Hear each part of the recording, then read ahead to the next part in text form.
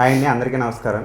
వీడు మళ్ళీ వచ్చాడు. ఈరోజు మీ ముందుకి ఒక వండర్ఫుల్ పర్సనాలిటీని తీసుకొచ్చాను.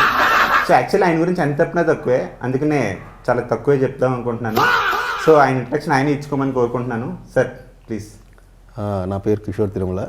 అంతకుముందు ఎంతమంది తెలుసో కానీ మొన్న డ్యాన్స్తో చాలా మందికి తెలుసుంటుంది అనుకుంటున్నాను. నవ్వు ఆపుకుంటున్నావు కదరా. ఎక్కడి నుంచి మొదలు పెడదాం పవన్? అంటే ఇద్దరం ఇక్కడ ఉన్నాం కాబట్టి ఎక్కడి నుంచి మొదలు పెడదాం సార్? ఇదేంటైతే అరే నీ అబ్బా. So coming straight to the point sir. Sir actually ఇండస్ట్రీలో ఒక టాక్ నడుస్తుంది సార్. అదేంటంటే కిషోర్ తిరుమల గారు ఇండస్ట్రీకి అన్యాయం చేస్తున్నారు అనేది ఒక టాక్ వినిపిస్తుంది. దాని మీద మీ సమాధానం ఏంటి? అంటే ఏ టాపిక్ అని? అంటే బేసిక్గా ఇప్పుడు మొన్న నాకు అన్యాయం జరగడం తప్పిస్తే నేను నా వల్ల అన్యాయం జరగడం. బేసిక్గా 2 days బ్యాక్ మీ డ్యాన్స్ పెర్ఫార్మెన్స్ చూసాము. అలాగే సినిమాలో మీరు ఒక సాంగ్ కొరియోగ్రాఫ్ చేశారు.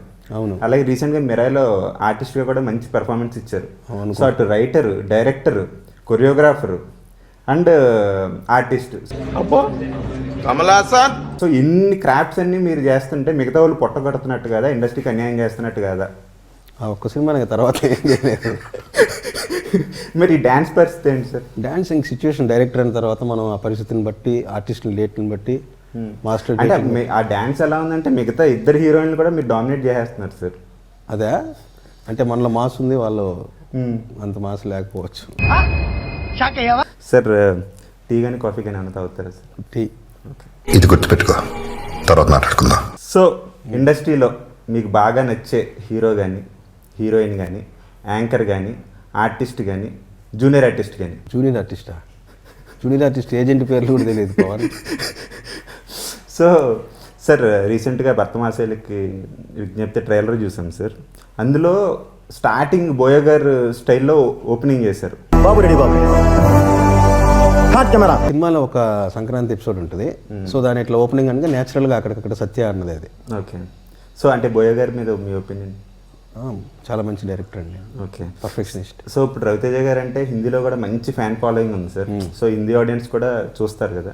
సో నాకు కూడా ఉంది తెలుసా, కానీ చాలా మంది తెలియదు. అవును, ఫస్ట్ 300 మిలియన్లు చేసిన రామ్ సినిమా ఉన్నదోడు జిందగీ Hindi dubbing. Okay. So Hindi ఆడియన్స్కి సినిమా చూడమని చెప్పి హిందీలో మీరు ఏదైనా చెప్పాలి అంటే, బోయ గారిని కూడా మీరు అభిమానించే వ్యక్తి కాబట్టి ఆయన స్టైల్లో చెప్తే బాగుంటుంది. అది వద్దులే. ऑलरेडी हमने बोल दिया, ऑलरेडी कॉशन किया. हिंदी प्रेक्षकों को हम बोल रहे हैं, रवितेज साहब का बहुत अच्छा एंटरटेनर और एक्शन भी है. इसमें 3 फाइट रख दिया, एंटरटेनमेंट फाइट. आप सब लोग देखकर एंजॉय करो. हमारे साहब तरफ से संक्रांति शुभाकांक्षलु. आपको भी संक्रांति है ना? ఓకే సార్, ట్రైలర్లో ఒక షార్ట్ చూసాం సార్. యాక్చువల్లీ అదేంటంటే జనరేటర్లో నాకు ఈ టార్చర్ ఏంట్రా బాబు.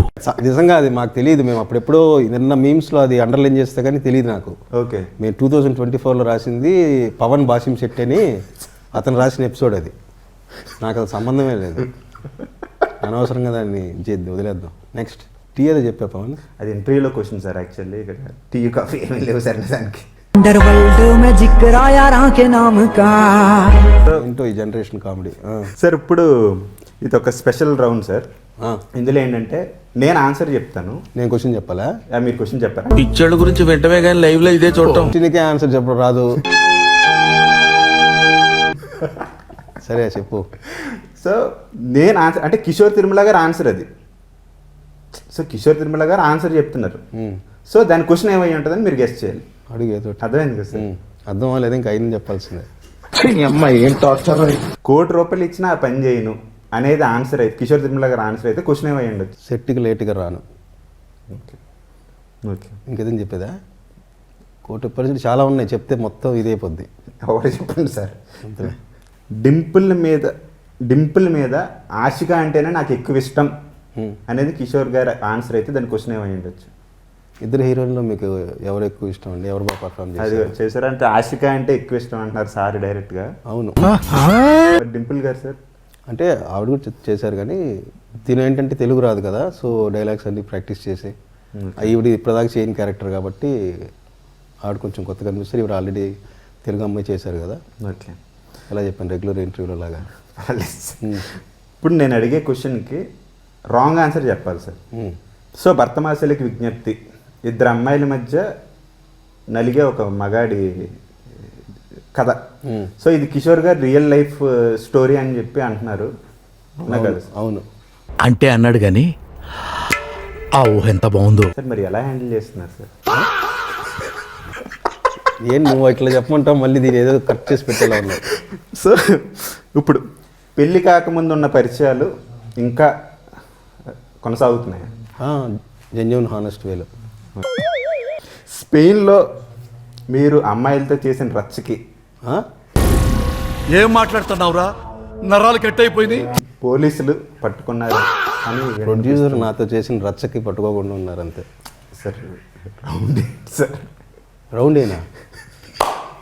ఏంది ప్రసాద్? స్పెయిన్లో మీరు చేసిన రచ్చకి పోలీస్ స్టేషన్ వరకు నేను అక్కడ పని మీద వెళ్తే రచ్చ ఎందుకు చేస్తాను? సార్ అవునా కదా చెప్పాలి సార్, కాదంటే అయిపోతుంది. కాదు అంటే దాని ఆన్సర్ ఏంటి సార్? అంటే నిజమనా? అంటే రాంగ్ ఆన్సర్, రాంగ్ ఆన్సర్ చెప్పాలి కదా సార్. అవును. సార్ మీరు అంటే ఇప్పుడు చాలామంది డైరెక్టర్స్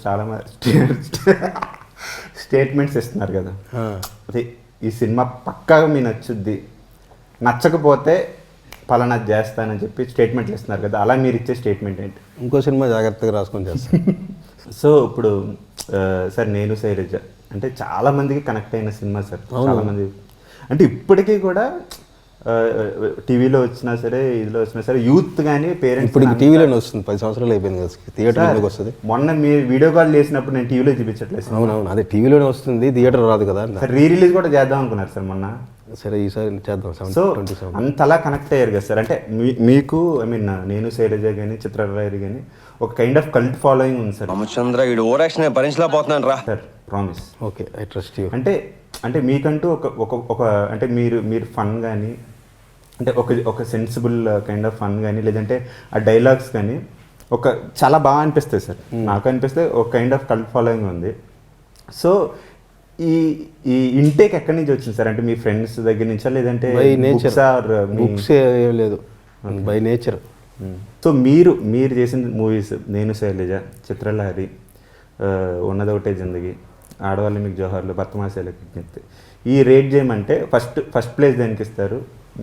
నేను శైలజ ఫస్ట్, చిత్రలహరి, బర్తమాసేలకు అంటే రిలీజ్ అవ్వలేదు అది. ఓకే.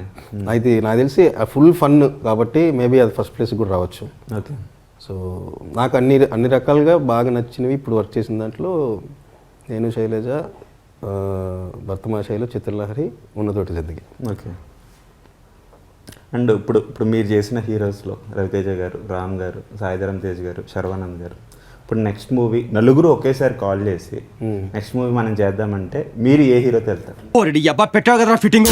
రవితేజ గారితో. సూపర్. ఏంటి సార్ పర్టికులర్ రీజన్ ఏంటి ఆయన అంత కనెక్ట్ అవ్వడం? అంటే బాగా ఎంజాయ్, హ్యాపీగా ఉంది. ఓకే. ఇప్పుడే చేశాం కాబట్టి ఇంకా సక్సెస్ అయితే ఇంకా కొంచెం కాన్ఫిడెన్స్, జాయ్ లెవెల్ పెరుగుతుంది కాబట్టి. ఓకే. సో స్పెయిన్లో మీ వర్కింగ్ ఎక్స్పీరియన్స్ ఎలా అనిపించింది? మీరు నాకంటే కూడా సుధాకర్ చెరుకు గారిని అడిగితే బెటర్గా చెప్తారు. Okay sir. ఎప్పుడు తెల్లగా పవన్, ఇది public interview, that's my personal question sir. నాకు మాత్రం మీకు కూడా ఫ్యామిలీస్ ఉంటాయి కదా సార్, మీకు ఫ్యామిలీస్ లేదు సార్, మైక్ వాళ్ళకి ఇచ్చేయండి sir. A few moments later. Sir ఎందుకు సార్ అంత ఎమోషనల్ అవుతున్నారు? అంటే సినిమా తాలూకు జర్నీ అయిపోయిందని అంటే పోలియో డ్రాప్స్ సార్. సార్ అయిపోయింది సార్, అందరూ వెళ్ళిపోతున్నారు సార్. వెళ్దాం పద.